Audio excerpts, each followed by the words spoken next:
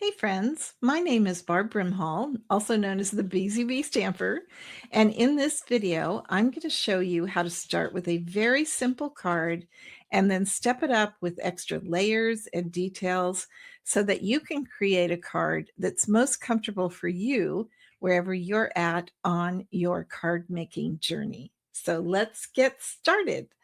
Today, we are using the Natural Artistry Stamp Set. This is by Stampin' Up, and it is in the May 2026 online exclusive products. Now, this is a stamp set only, so for our over-the-top card that I'm going to show you at the end, I paired this with the Sweet Words and Labels dies. So I wanted to show you these because these are a set of absolutely gorgeous dies that really take our third card up quite a notch. But first, let's get started with our Busy Bee card. This is a very, very simple card. I'm using crumb cake cardstock for our base.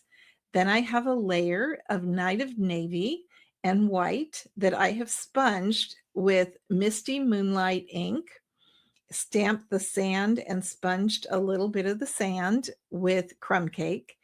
And then for our focal point, which is our really pretty seahorse, I've stamped that in Calypso Coral. So this is very easy to do. The thank you, by the way, was also stamped in Night of Navy ink. And I guess the one thing I really want to highlight for you is that this stamp set makes stamping so easy that it does all the little shading and things for you. It's a DistINKtive stamp set, so very easy to do. If you are new to card making, I do have instructions for you for all three cards that I'm going to show you. So you can grab those if you feel that you need them, okay? All right, let's take this up a notch. And this is our worker bee card. For those of you that want to do a little bit more work, let me actually bring in the Busy Bee card again so you can compare them.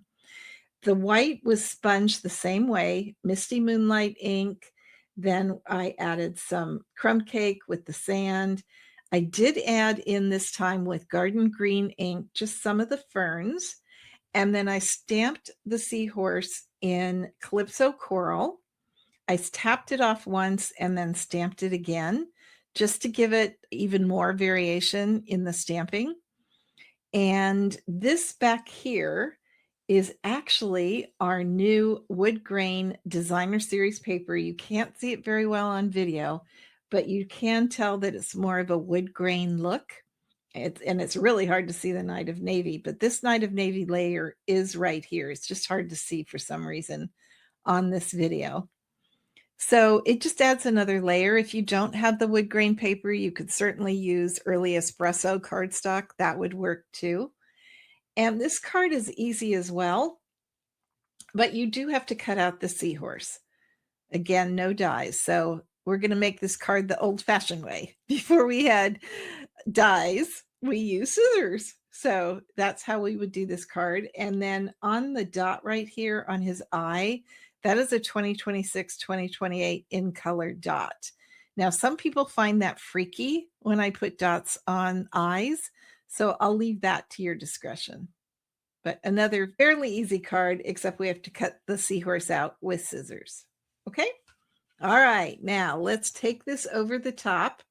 And I am going to bring in our Queen Bee card for experienced card makers. If you were a beginner card maker, could you make this card? Absolutely.